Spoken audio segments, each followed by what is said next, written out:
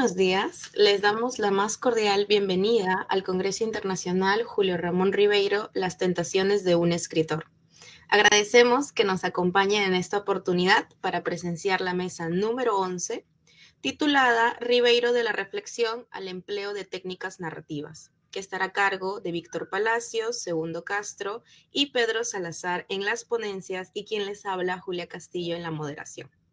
Vamos a dar inicio con Víctor Palacios Cruz, quien es de la Universidad Católica de Santo Toribio de Mogrovejo, con la ponencia titulada Piedra Blanca sobre Cielo Oscuro, apuntes filosóficos sobre el cuento Invitación al viaje de Julio Ramón Ribeiro. Adelante, Víctor.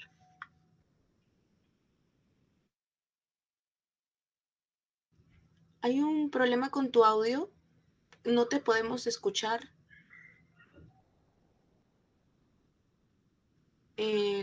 ¿Estará conectado bien el micrófono?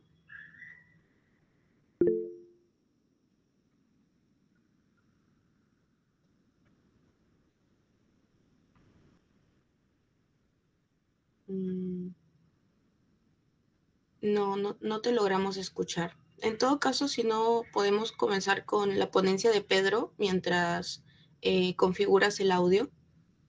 ¿Te parece? Porque no logramos escucharte. Ok, vamos a replantear el orden de las ponencias por un breve problemas técnicos que siempre pasan, ¿no? Entonces vamos a dar inicio a la mesa con Pedro Salazar, Pedro José Salazar Wilson, que es de la Universidad Nacional Mayor de San Marcos, con la ponencia Análisis del cuento doblaje sobre los preceptos aristotélicos de mímesis, fábula, peripecia, agnición, tópico y verosimilitud. Adelante, Pedro. Muy buenos días. Muchísimas gracias por la presentación. Un momento, voy a compartir pantalla.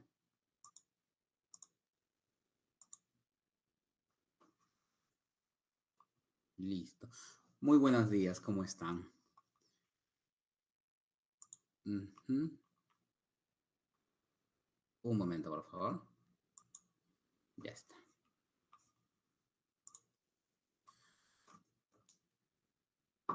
Se puede ver en pantalla completa y se puede ver que corre, ¿sí? ¿Se ve la No se pantalla ve inicial? la pantalla completa. ¿No está en pantalla completa? Sí. No se puede ver la pantalla completa. A ver. Intenta correr, a ver. A ver, voy a correr en pantalla normal. ¿Así se ve? Sí, en pantalla normal se ve.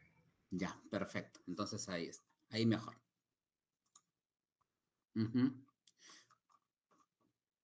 ¿Qué tal? Yo voy a tratar el tema análisis del cuento doblaje sobre la base de los conceptos aristotélicos de mímesis, fábula, peripecia, admisión, tópico y verosimilitud. Mis objetivos principales con esta ponencia en este tan importante congreso, tan necesario sobre Julio Ramón Ribeiro, ¿no?, es analizar el discurso literario del cuento fantástico doblaje sobre la base de los conceptos que les he mencionado hace un momento. Con este análisis, lo que busco es poner de relieve, ¿no?, uno de los mejores cuentos de Julio Ramón Ribeiro, doblaje, porque es un relato que no ha sido estudiado quizá como se debe desde el punto de vista del discurso, ya que se aleja del estilo realista ribeirano, ¿no? Se aleja de ese estilo realista que está en la mayoría de sus cuentos, en la mayoría de sus historias. Sin embargo, el carácter fantástico del doblaje es verosímil, gracias a la fábula, el hilo argumental, sus peripecias, sus tópicos filosóficos y metafísicos y su sorprendente desenlace. Pero lo estoy haciendo desde el enfoque de Aristóteles, ya desde el enfoque aristotélico. No estoy haciendo un análisis hermenéutico, tampoco de análisis del discurso, sino netamente aristotélico, porque podemos ver aspectos del discurso de Ribeiro, ¿no?, sin necesidad de hacer una interpretación de lo que quiso decir, ¿no?, sino netamente el discurso, porque verdaderamente es un cuento que particularmente a mí me ha impactado mucho desde que lo he leído en la adolescencia, ¿no? Doblaje es uno de los que más me ha impactado junto con Al pie del acantilado, ¿no? Que El pie del acantilado tiene una connotación, un estilo realista, ¿no? Más humano. Este cuento no, y merece rescatarse la parte discursiva sobre los conceptos que mencionó, que expuso Aristóteles, pues hace 2000, 2350 años, ¿no? Hace muchísimo tiempo, pero todavía son vigentes para el análisis, sobre todo de historias de este tipo, tan bien escritas. Vamos a ver algunas definiciones clave para poder entender de qué hablamos cuando hablamos de estos conceptos y cómo pueden aplicarse a el discurso narrativo.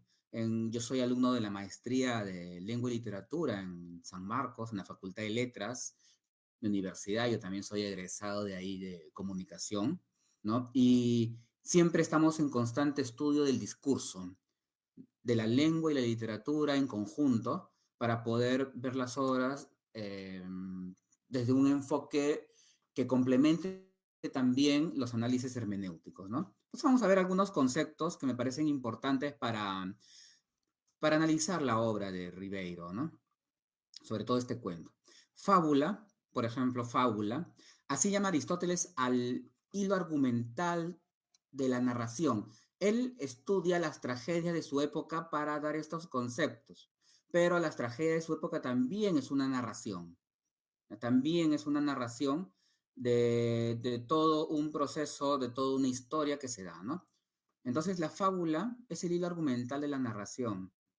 Y en una fábula es importante el concepto de unidad.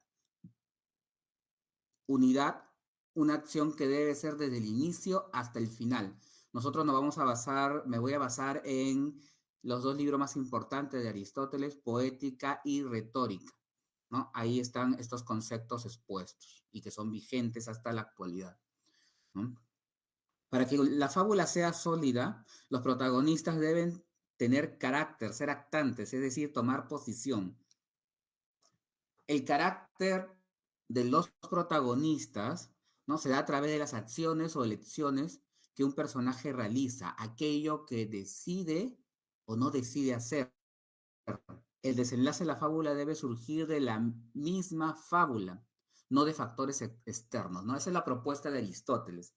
La fábula se mantiene estable si los actantes, los protagonistas, toman posición sobre algún aspecto dentro de la historia, sea para bien o sea para mal, se equivoquen o acierten, eso es lo de menos. Lo importante es que tomen una posición, ¿no? Y la unidad de la fábula, la unidad de la argumentación debe ser una del inicio hasta el final. Eso es muy importante para el discurso narrativo. Otro punto que también lo voy a tener en cuenta para el análisis es la verosimilitud, ¿no? Para Aristóteles, la mímesis debe ser convincente, creíble, no por su contenido, sino por el desarrollo mismo de la fábula. Se debe preferir lo imposible verosímil a lo posible increíble. Es decir, si una historia está bien construida dentro de varios aspectos que vamos a ver, no importa si aparentemente en la realidad es imposible, porque para nosotros como lectores lo sentimos verosímil. Es mejor ello a que se pongan aspectos de la realidad creíbles, pero que en la construcción de la historia dice, pero ¿cómo hemos llegado a esto si no hemos visto ningún indicio que nos lleve a ello, por más que sea creíble? Entonces, Aristóteles plantea esto con mucha claridad y es la esencia de la mímesis, de la literatura que recién se define así en los últimos 2 siglos, pero en esa época poética mímesis. La peripecia, cambio de acción en sentido contrario a lo que se creía que iba a pasar. La peripecia contribuye a la verosimilitud del relato, ¿no? Sostiene la verosimilitud del relato. Cuando hay un cambio en sentido contrario a lo que podría pasar, te impresiona aquel evento que se está desarrollando. Eso lo vamos a ver en doblaje. Todos estos elementos que estoy comentando aparecen en doblaje y lo vamos a observar más adelante, ¿no? cuando ya estemos en la historia misma, muy rápidamente, ¿no? La agnición, para Aristóteles, agnición es el cambio de la ignorancia al conocimiento del protagonista principalmente, ¿no? Cuando de repente estaba, no conocía bien todos los elementos de su propia historia y hay una escena donde se da cuenta, donde existe el darse cuenta, se impresiona y muchas veces ahí ocurre el desenlace, ¿no? La admisión impacta siempre y cuando haya ese proceso de la peripecia, ¿no? La admisión justamente, cuando viene del proceso de la peripecia, elementos que se muestran en la historia, impacta, impacta y convence al lector, ¿no? La mímesis, lo hemos dicho, ¿no? Lo hemos mencionado ya, es la imitación, pero no una imitación pasiva, simple copia. La mímesis es producción, finalidad esencial de todo arte. Para Aristóteles, la mímesis, que ahora lo conocemos más como literatura, ahora lo podemos entender como literatura, no debe tener como referente el mundo real, sino el lenguaje. Eso, no, eso va a llevarme a reflexionar al final en las conclusiones de que no todo tiene que tener un referente, no tiene que estar en la realidad necesariamente en las historias que se cuentan, sino preocuparse en el lenguaje para poder transmitir la realidad o poder transmitir cualquier otro indicio, otro discurso dentro del discurso literario, ¿no? El tópico. El tópico es el punto de vista generalmente aceptado, conocido, reconocido por la comunidad. Para Aristóteles era importante el tópico, pero con cautela. No podemos darle al lector o al espectador, en el caso de Aristóteles en esa época, todo masticadito, conocimientos que ya sabe, sino debe ser como un enlace para que el lector se identifique con el personaje, nada más, ¿no? Los tópicos deben ser usados con moderación, con fines de persuasión, ¿no? Eso contribuye a la narrativa y contribuye a la verosimilitud. En el cuento específicamente de doblaje, ¿no? En primer lugar, para aplicar estos conceptos aristotélicos, por ejemplo, ¿no? El protagonista, vamos a entender que el protagonista es un pintor inglés aficionado al esoterismo. Es de mediana edad, de mediados del siglo XX, ¿no? Desde un inicio le atormenta la idea del doble, que se encuentra en las antípodas de donde él se ubica, ¿no? Es un aficionado al esoterismo, de mediana edad, un pintor, un artista, se va configurando, hay un perfil del personaje principal, del protagonista. Entonces, eso lo lleva a tomar decisiones y le suceden una serie de hechos en Londres, en primer lugar, en su tierra natal, ahí, pero después termina viajando a Sydney, Australia, a las antípodas de Londres, para buscar a su doble. O sea, lo lleva a un viaje de búsqueda. En este lugar, en Sydney, el protagonista recién entra en razón, pero se queda más tiempo porque se enamoran. Yo no voy a contar toda la historia porque es muy conocida y el tiempo no alcanza, ¿no? Pero estoy contando aspectos esenciales de la fábula, ¿no? Esa estructura de la fábula de esta historia, ¿no? Esta chica le habla con familiaridad, terminan enamorándose, pero después ocurre una escena de celos violenta que lo lleva a él a regresarse a Londres. Y cuando regresa a su hotel, ahí descubre verdaderamente algo increíble de su historia, ¿no? Algo increíble de lo que le está pasando, ¿no? Y eso es justamente, esa es la estructura de la estructura de doblaje en la historia, pero ¿qué hace sólida esta estructura? ¿Será posible que cada uno de nosotros tenga un doble que está en las antípodas? Eso es lo que se pregunta Ribeiro, es un cuento fantástico. Puede sonar, pues, como les comento, fantasioso, puede sonar extraño, hasta puede decir, ¿para qué voy a leer un cuento que me habla de algo que es imposible, ¿no? En realidad, es verdad, suena imposible. Sin embargo, doblaje se trata de ello. Y por momento le creemos al narrador. ¿Pero por qué le creemos? ¿Por qué disfrutamos este cuento? La respuesta es simple sobre la base de los conceptos que les expuse al inicio, ¿no? La mímesis no tiene que ser una fotografía o un reflejo fiel de la realidad. La referencia no tiene que ser realista, pero sí debe ser verosímil, ¿no? Es un realismo controlado racionalmente por la verosimilitud. El artista no tiene que decir lo que sucede o ha sucedido, sino lo que podría suceder. No debe mostrar cómo son las cosas, sino cómo podrían serlas, no su verdad, sino su verosimilitud. Eso lo planteó Aristóteles en Poética, hace 23 siglos. Y como lo podemos ver, está vigente. Y lo podemos notar en la obra de Ribeiro. Estimado Pedro, le quedan 3 minutos. Sí, ya acabo, ¿no? Solamente quiero mencionar unos puntos más. Por tanto, ¿qué elementos hacen posible la verosimilitud en doblaje? En primer lugar, el protagonista es un asiduo lector de libros esotéricos, ¿no? Entonces se perfila una característica del personaje principal, ¿no? Que es aficionado y está obsesionado con estos temas, con el esoterismo, ¿no? Y siempre ha leído ello desde muy joven. El narrador protagonista también deja en claro que siempre vivió atormentado por esta idea del doble. Lo atormenta, ¿no? Lo obsesiona, se convierte en un personaje obsesivo. Por un momento, cuando llega a Londres, duda, ¿no? Llega a buscar a su doble, porque en un libro le habían dicho, había leído de que su doble se encontraba en las antípodas. Entonces duda, pero ahí en la lectura jala al lector porque se queda más tiempo de lo que él tenía planeado porque se enamora. Sin embargo, cuando se enamora, ¿no? Ocurren unos hechos con un simbolismo tal que lo lleva al lector a decir, algo está pasando acá, hay algo extraño, hay algo extraño. O un hecho violento, se regresa a Londres, agrede a esta joven, ¿no? Cuando regresa a Londres, el, el protagonista, que ya se olvidó un poco la idea del doble, pero ahí, al llegar a su hotel, ¿no? Le dicen que ha dejado su paraguas en el club, en Mandrake Club, y no es en vano este Mandrake Club. En los años 30, 40, había un personaje de tira cómica estadounidense llamado Mandrake, ¿no? Que era un mago que vive en un mundo donde lo imposible es posible.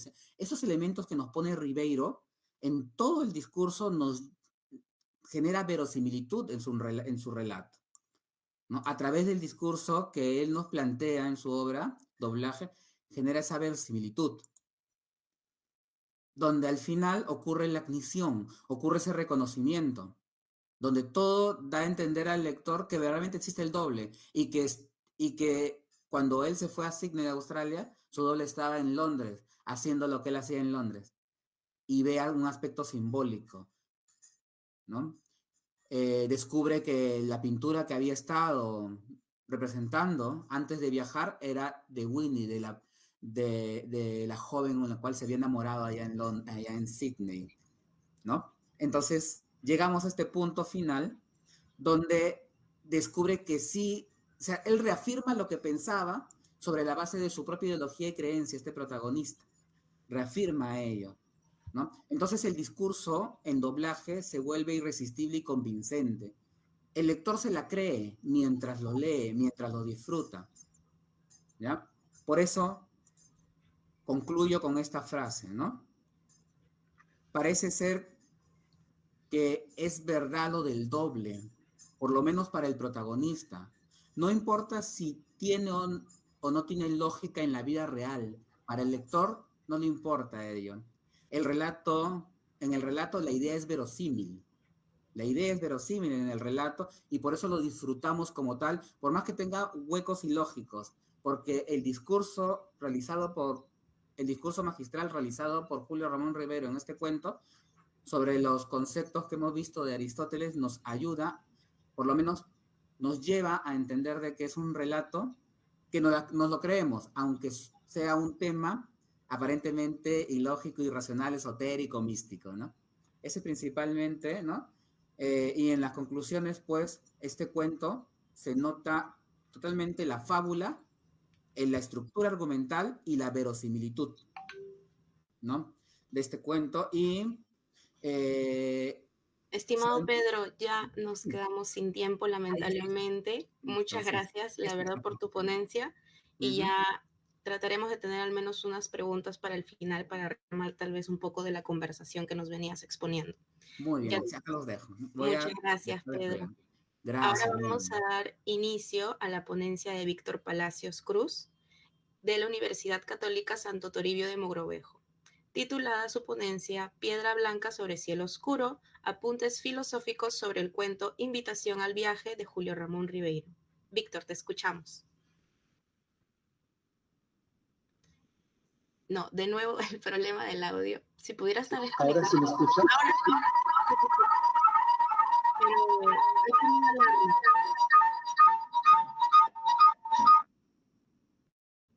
Se suena como una alarma, pero sí te escuchamos. Ahora, ¿sí me escucha? Tal vez si apagas el audio de tu computadora y solo nos quedamos con el celular, me comentan. A ver, ¿ahí se me escucha? Perfecto, ahora sí. Ah, genial, genial. Entonces, excelente. Me imagino que puedo compartir ya pantalla, ¿verdad? Sí, sí, claro. Genial. Muchísimas gracias, sobre todo por la paciencia que supone. A ver, el detalle es cómo comparto el PPT. ¿A qué voy? Ventana, ¿no? Sí. Ay, perdón, no sé qué hacer. En presentar Quería ahora, hay un botón de presentar ahora. presentar. Ahora.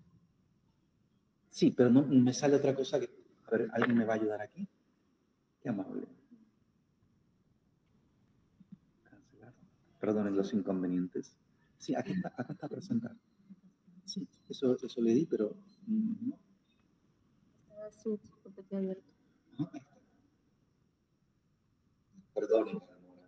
Afortunadamente he calculado mi ponencia para 12 minutos, así que con este margen de dificultad técnica lo podremos afrontar. Gracias.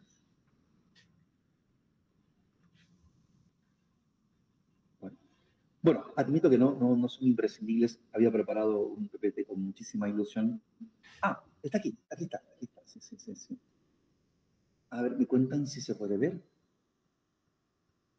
Por ahora no visualiza. Ah, no, ya está cargando. Ya Sí, está, ya. ya. Resuelto. Ahora sí. Damos inicio. Bien, empiezo rápidamente, sí. Qué amable por la paciencia, de verdad. Bien. Pese a haber sido escrito en una época relativamente temprana, 1956, lejos de sus más notables relatos, Invitación al viaje reúne merecimiento para convertirse en uno de los títulos más significativos de la cuentística de su autor junto a Silvio de Rosedal, Solo Perfumadores, etc. Cuando menos por el alcance o la ambición de sus deseos de representación. Es decir, por los grandes temas existenciales, filosóficos o simplemente humanos que su historia plantea. Lucho es un chico de últimos años de colegio, esa edad difícil y abrumadora en que ya no se es niño ni se ha llegado aún a la otra ribera de la adultez. Trayecto de suyo inestable y sumamente sensible a toda promesa de identidad o vocación que el entorno le dirija. Una edad en que cualquier más allá llama con voz irresistible. Lucho además ha perdido a su padre, que podría haber sido la presencia estable a la que arrimarse durante esa transición. Y no es descabellado decir que Ribeiro proyecta en Lucho la falta del padre que sufrió en sus propias carnes a una edad parecida, 17 años. ¿No? La época más oscura de su vida, dice Jorge Coaguila. Ya hacia el año 71, en una entrevista, Ribeiro confesaba que el sentimiento de orfandad hasta ahora me acosa. Esta sensación de haber perdido ayer a una especie de guía, consejero, modelo, y que no he vuelto a encontrar ni en las lecturas, ni en las personas, ni en nada. Intencionadamente, a fin de no exceder el tiempo disponible, salto por encima de todas las peripecias de esta aventura nocturna de Lucho, de esta experiencia de iniciación que supondrá para su protagonista entrar en el reino que había imaginado con conmovedora expectativa, como un espacio promisorio y que cada uno de sus pasos va sucesivamente desencantando, dejando a la vista la sordidez, la violencia, el desorden, la humillación, en suma la ausencia de toda clase de grandeza. Concluido su largo y tortuoso recorrido y acerca de la Ítaca del hogar que antes había deplorado, dice el cuento. Herido, hambriento, humillado, sin dinero, las lágrimas estaban a punto de reventar sus pupilas. La noche había terminado. De todo ese viaje solo le quedaba un recuerdo confuso, donde no podía distinguir lo real de lo inventado. Y luego, prosigue. A pesar de ello, se detuvo y recogió una piedra blanca y pulida como una concha marina para entregársela a su madre y decirle que la había conquistado para ella en el seno mismo de la noche. Fin de cita. Un objeto pequeño, rescatado del mundo de lo incomprensible. A la inversa, una cita de Coleridge mencionada por Borges cuenta lo siguiente. Si un hombre atravesara el paraíso en un sueño y le dieran una flor como prueba de que había estado allí, y si al despertar encontrara esa flor en la mano, entonces, ¿qué? ¿Esa flor rosa acaso entrañaría una cierta verdad?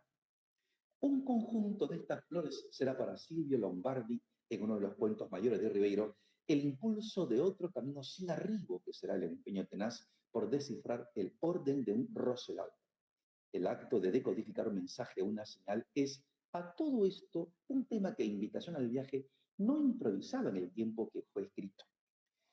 En dos relatos incluidos se encuentran circunstancias del año 58, si bien con importancia secundaria, la alusión a unos signos que se resisten al entendimiento. Las rayas rojas que traza en la pizarra el líder de una organización secreta en la insignia del año 52. ¿No? Y la mención a unas, comillas, transparentes y arbitrarias alegorías que constituían para mí un enigma indescifrable, cierro comillas, pintadas por un amigo en las paredes de un departamento madrileño como estrategia improvisada junto a otras para resistir al apagamiento espiritual que provocaba el bochornoso calor del verano en la Molicie del año 53. Muchos años después, en la prosa apátrida 170, nuestro escritor menciona su tendencia natural a ver símbolos en todo lo que encuentra a su paso al azar, con terca costumbre de añadir a las cosas una significación o inversamente extraer de ellas un mensaje. Fin de cita. De cualquier modo, el origen del error en la búsqueda infructuosa de Silvio en el Rosedal residía posiblemente en desconocer que se encontraba ante un punto no tanto de partida, sino de llegada, quizá la prueba tangible y frágil de una inmensidad inacible que se dignó manifestarse y condensarse en las dimensiones propias de lo finito. Cercanos a la piedra blanca y pulida de invitación al viaje son igualmente piezas investidas de un aura mágica o un poder ambivalente, tanto el objeto brillante y plateado del ya citado cuento La Insignia, cuanto el libro bellamente encuadernado con bordes exteriores bañados en oro, dice allí, del relato El libro en blanco, del año 53. El primero de estos objetos proporciona, ustedes recordarán, de modo inexplicable una posición y una influencia, con los más curiosos privilegios. En tanto que el segundo, por el contrario, inflige a sus sucesivos propietarios desgracias de carácter afectivo y también corporal. Un artículo de Ribeiro publicado en 1979 refiere al interés filosófico y en particular simbólico de la alquimia, vista en su sentido no material desde la búsqueda de la piedra filosofal, sino más bien espiritual. Ribeiro pondera en particular el interés por la alquimia como una resistencia al racionalismo científico que despojaba a todo lo existente de su magia y su misterio, reduciéndolo a abstracciones de orden conceptual y matemático. Para él, sin embargo, la obtención de la piedra filosofal debía ser vista como una metáfora en estos términos, comillas. Obtener oro de metales viles significa eliminar de nuestra naturaleza todo lo que la corrompe o la degrada y alcanzar el estado de pureza espiritual que nos sublima y acerca a la verdad o la divinidad. Fin de cita.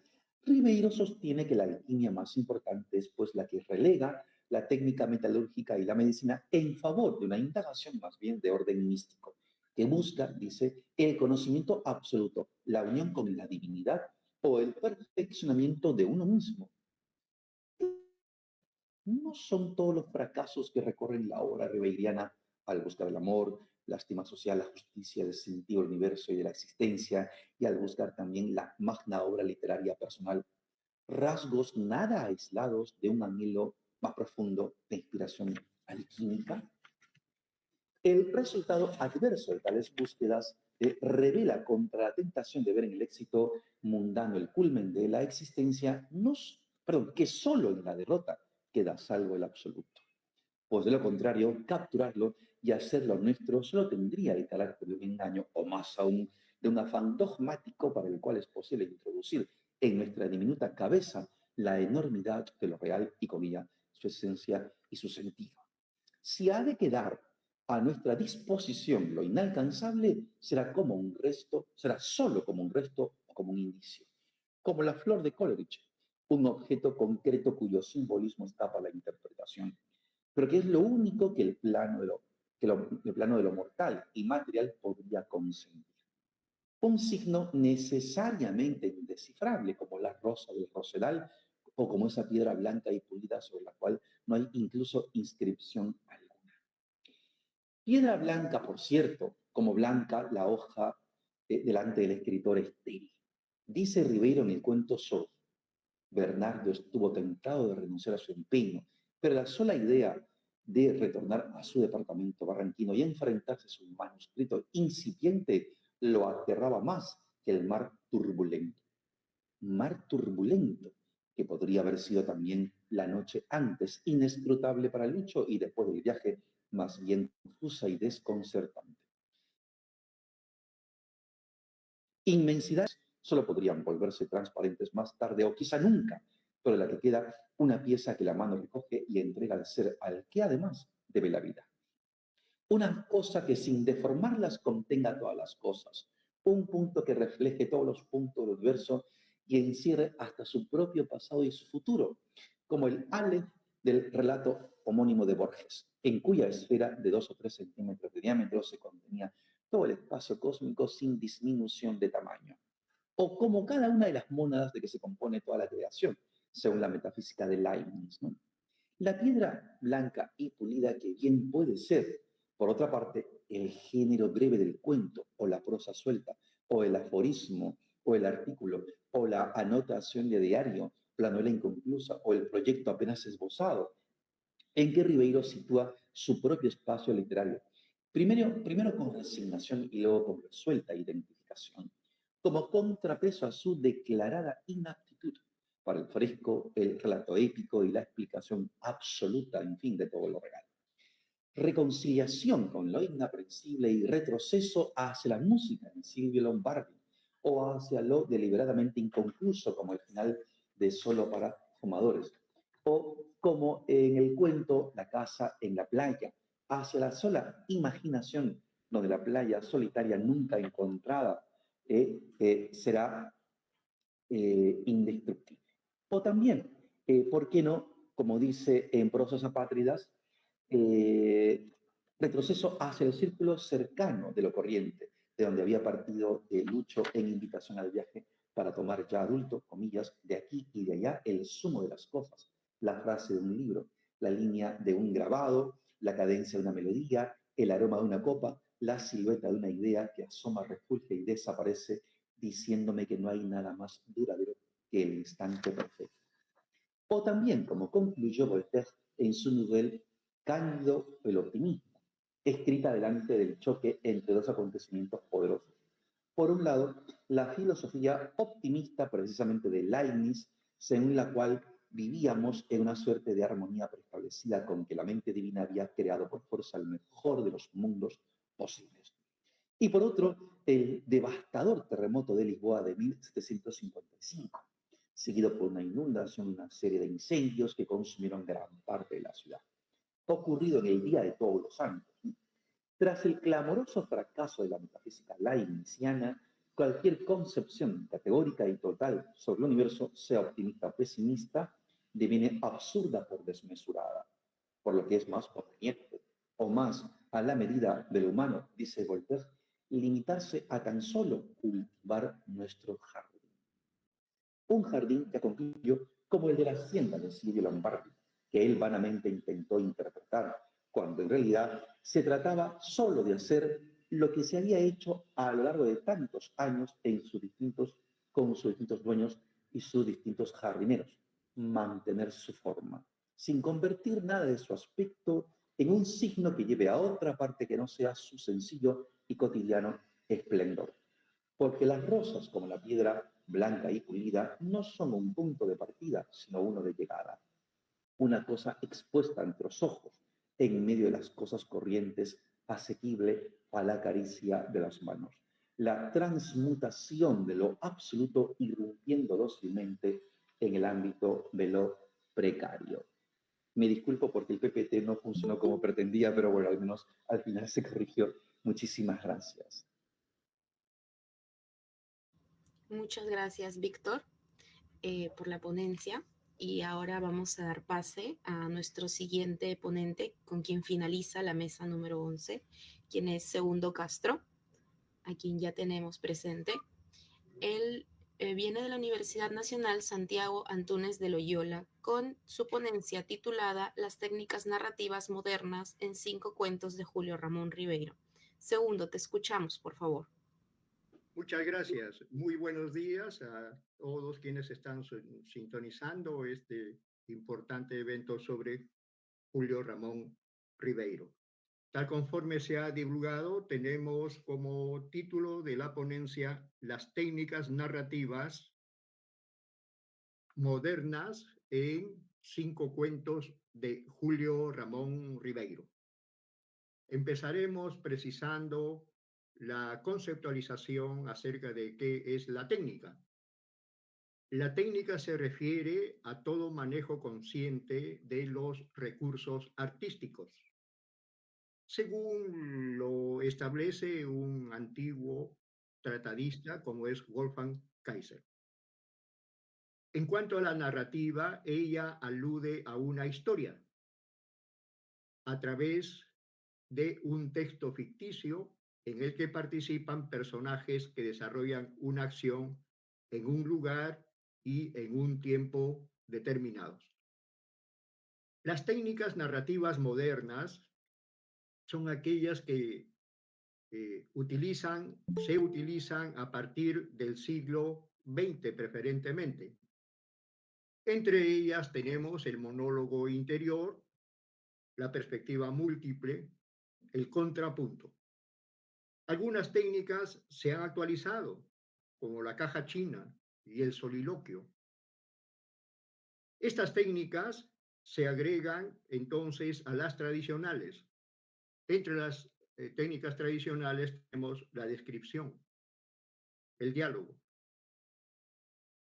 Por lo general se considera a Ribeiro como un autor tradicional respecto a estas técnicas narrativas. Críticos peruanos como Antonio Cornejo Polar y José Miguel Oviedo sostienen que Ribeiro prefiere en la narración un estilo tradicional. Y respecto a los extranjeros, el peruanista británico James Higgins considera que Ribeiro es un escritor de tipo tradicional y de estilo clásico.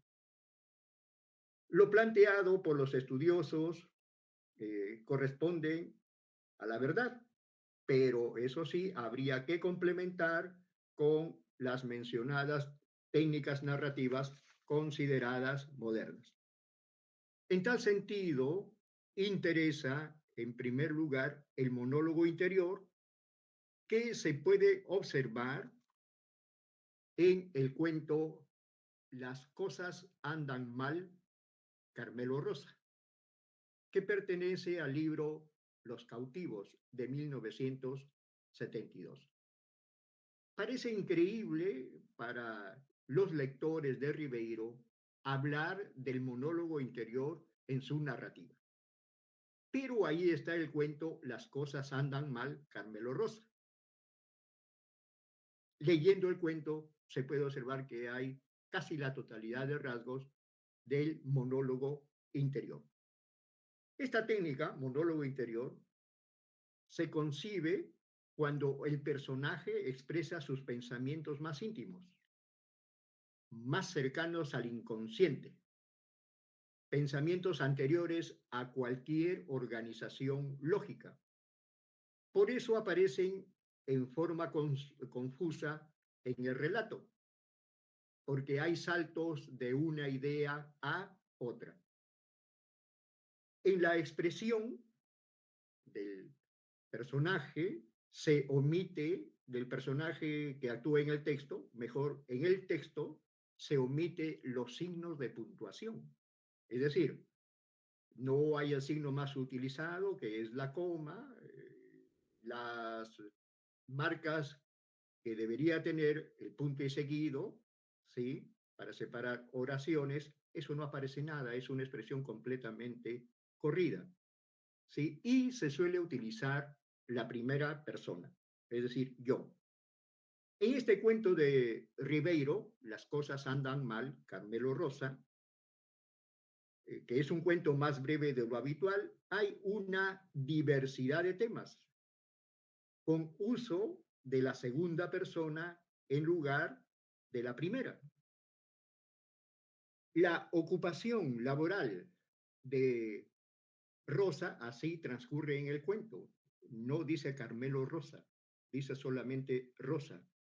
La ocupación laboral de Rosa, el acoso de los recuerdos cuando duerme, el regreso de su trabajo a la casa, la forma como el ser humano debe morir, todas estas situaciones parecen inconexas, que transcurren dentro del cuento.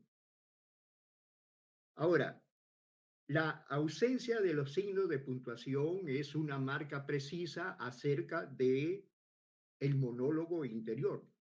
En un monólogo interior no existen signos de puntuación. Y por supuesto, el devenir también de los sucesos en un aparente desorden. Si nos fijamos en un ejemplo de este cuento, podemos más o menos percatarnos de que en efecto transcurren así de manera desorganizada, en un caos aparente, este relato que estamos mencionando. En segunda persona, lo habitual es la primera, pero ha hecho una variación Julio Ramón Ribeiro. Cito: dormirás mal, Rosa, acosado por recuerdos. Tu calvicie en la almohada, tu tos en el alcanfor, cuando hace 40 años fuiste joven, disparaste algún tiro en Cataluña, lanzaste mueras contra la dictadura, enamoraste a una mujer, probablemente fea, y corriste del peligro sin que éste se diera el trabajo de alcanzarte, ocupado como estaba de presas mayores. Tú, Rosa, que entre el ruido de los teletipos miras el papel más tiznado y escrutas su letra sucia para empezar a escribir. La tendencia estuvo hoy floja entre los operadores de bolsa. Varios temas en un solo discurso. Esto para el monólogo interior. Otra técnica tenemos en la perspectiva múltiple, en el cuento Fénix. Fénix pertenece al libro Tres historias sublevantes, de 1964. En la perspectiva múltiple, varios personajes desempeñan el papel de narrador. ¿Sí? Varios personajes desempeñan el papel de narrador. El narrador está dentro del transcurso de la acción y asimismo vive la tensión temporal. Esta técnica, perspectiva múltiple, se constituye como una variedad, en verdad, de la narración en primera persona, que permite revelar la conciencia de diversos personajes. En Fénix, el acontecimiento dado por la vida en un circo que actúa en Corral Quemado, en la ceja de selva peruana, relatan 6 narradores, quienes revelan cada uno su mundo interior. Veamos una línea o escuchemos unas líneas. Por ejemplo, habla Fénix, uno de los 6 personajes. Después de haber dado los golpes, soy yo ahora el que los recibe, y duro, sin descanso, como la buena bestia que soy. Pero no son tanto los golpes lo que me fatiga, pues mi piel es un solo callo, sino el calor de la selva. Yo he vivido siempre a la orilla del mar, respirando el aire seco de Paramonga, en una costa sin lluvias, y aquí todo es vapor que brota de los pantanos y agua que cae del cielo y plantas y árboles y maleza que nos echa su aliento de ponzoña. Es uno de los personajes de 6, Fénix. Hay también una artista del circo que está actuando, estamos diciendo, en Corral Quemado, que se llama Irma, es una contorsionista. Irma, a su vez, piensa en Fénix del siguiente modo. Repito, Irma piensa en Fénix.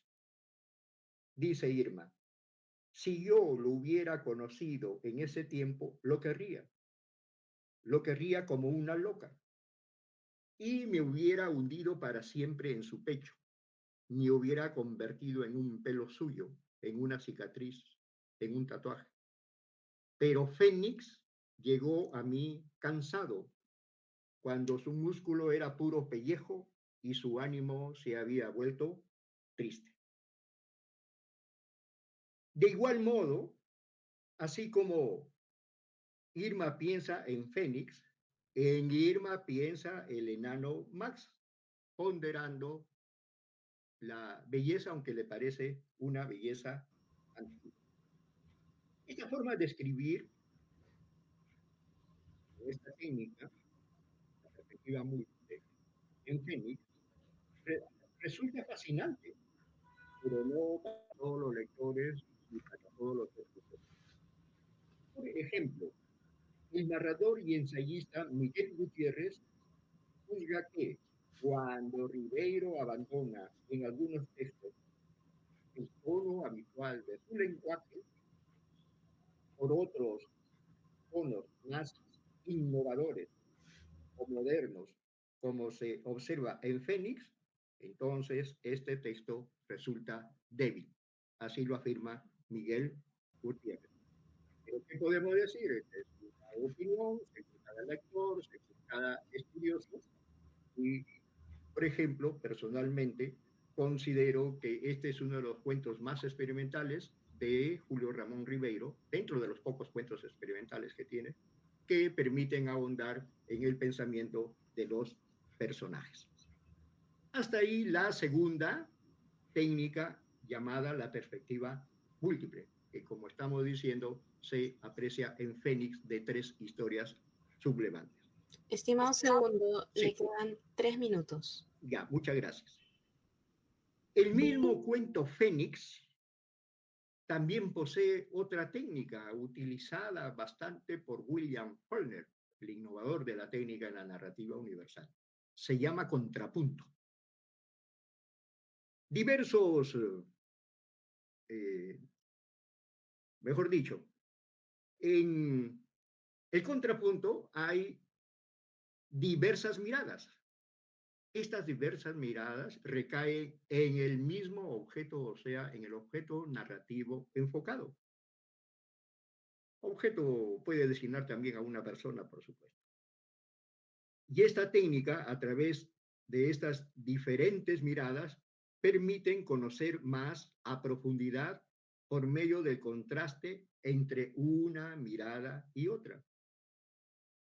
Y esta técnica, el contrapunto, también aparece en Fénix, pues la contorsionista Irma se revela a través de otras miradas que nos dan a conocer los rasgos de su aspecto, tanto físico como moral, conforme se puede leer en la siguiente cita.